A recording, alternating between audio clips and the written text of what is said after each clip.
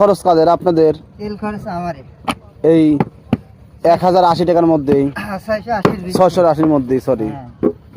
তারপরে ধরেন বালু ডাল আছে। ও বালু কাজের? বালু ওই ডাল আমারে দেয়। ওই ধরেন কাজেরও কি আপনাদেরই দেওয়া লাগে? হ্যাঁ। তাহলে দিন শেষে আপনাদের কেমন থাকে?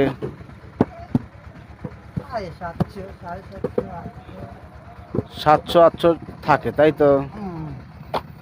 আচ্ছা, তো গল্প শুনিতে হচ্ছে ভাটায় যারা কাজ করে, যারা ইট মিট কাটে, তারা হচ্ছে 6 মাস কাজ করে আর 6 মাস বসে খায়, তারপরেও তারা 6 মাসে হচ্ছে 1 বছরের খোরাক তারা নিয়ে যায়। ঘটনা কি সত্যি? না, এটা মিথ্যা কথা। এসব ভুয়া কথা। আচ্ছা, 6 মাসে ধরেন আমি যদি 1 লাখ টাকা কামাই করি, 2 লাখই ধরেন, 2 লাখ টাকা যদি কামাই করি, 1 লাখ ধরেন 70 দিয়ে হ্যাঁ, এই দাদন কাটা আছে।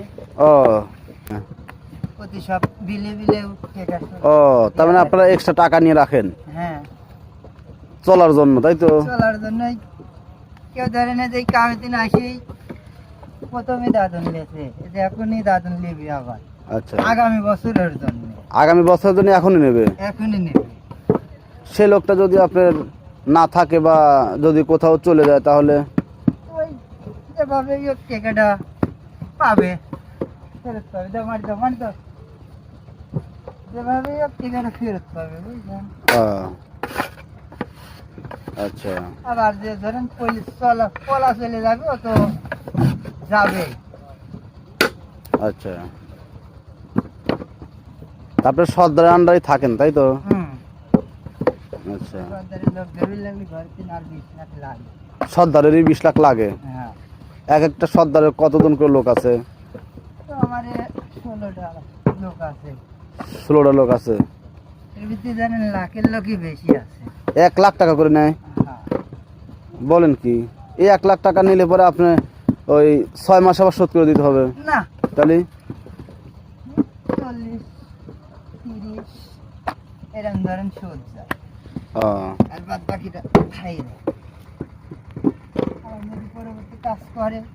তা আপনি 1 লাখ টাকা নিলেন, 30-40 শোধ দিলেন, বাদ বাকি তো আরো মনে করেন যে 60-70 থাকে যায়, তাহলে ওটি থাকিয়ে যাবে। আবার যদি কোনো সময় বিপদ আপদ হয় তখন কি করবেন?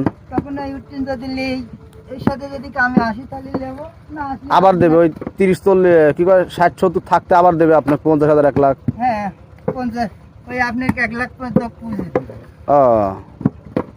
এই বাহ, সিস্টেম তো তাহলে ভালোই। লাভ নাই, সুদ নাই। হ্যাঁ, লাভ সুদের কোনো কিছু নাই, এটুকুই সুবিধা, তাই তো? আবার যে